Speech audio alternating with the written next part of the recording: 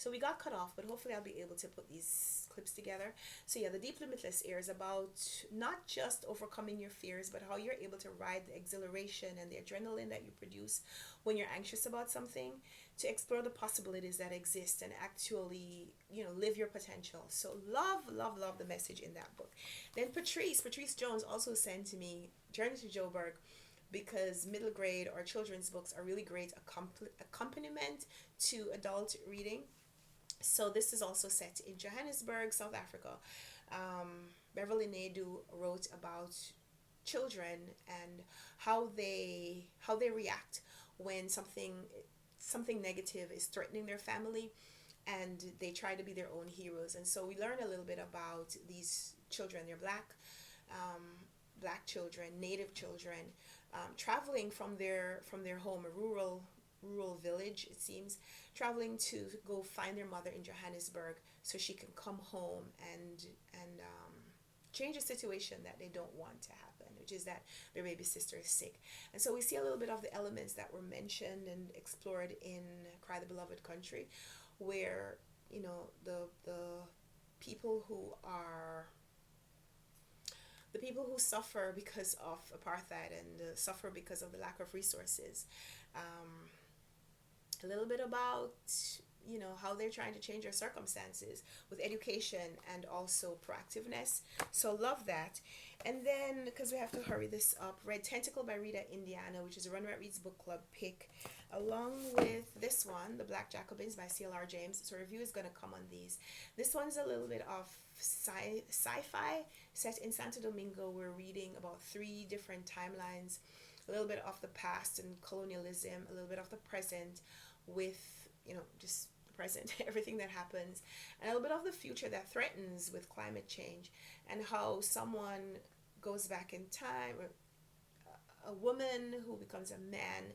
Um, there's a little bit of a transgender exploration here, because the person has to change their identity in order to save the country, to save the climate.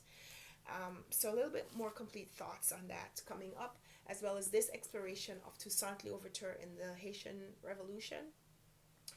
And learned a lot about Caribbean history in this book. So we'll be talking a little bit more about that coming up. And then this one explores mental health and also like institutionalization. What's the noun?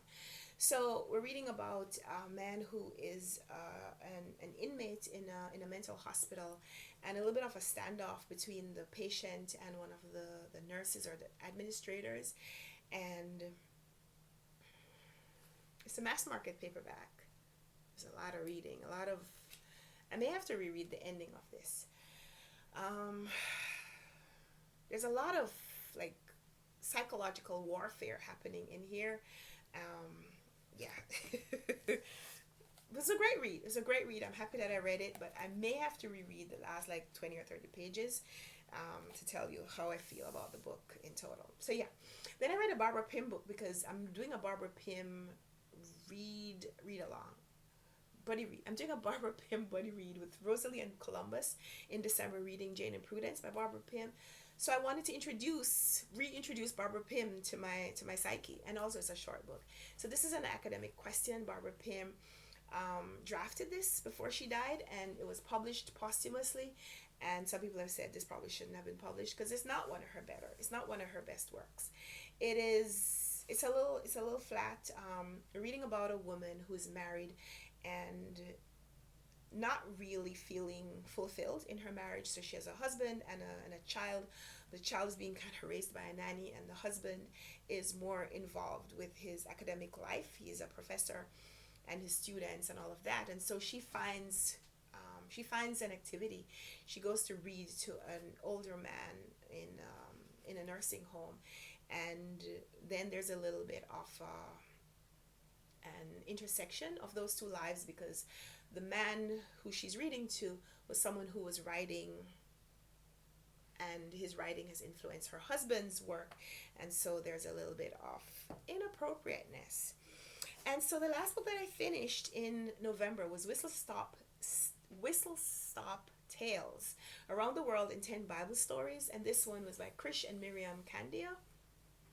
And this was great because it's Bible stories fictionalized for different countries. And so we see people of lots of different backgrounds as Bible characters. And so I love the stories, but I also love how the author kind of pushed like puns. This book is punny, is what I said in my review. This publisher sent this to me to review as well. The book is punny because it takes characteristics, takes takes these people's characteristics and gives you all the puns about them. So, gosh, I can't even remember. I started this early in the month, and I just finished it. But I love the illustrations, love the drawings, love the change of font and the emphasis and all of that. This book was great.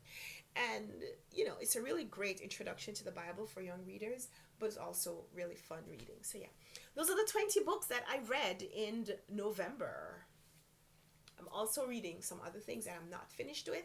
So like I said, gonna try to continue this challenge and see when I could finish my 30 books. If I could finish 30 books within the next few days, then we'll add to this video.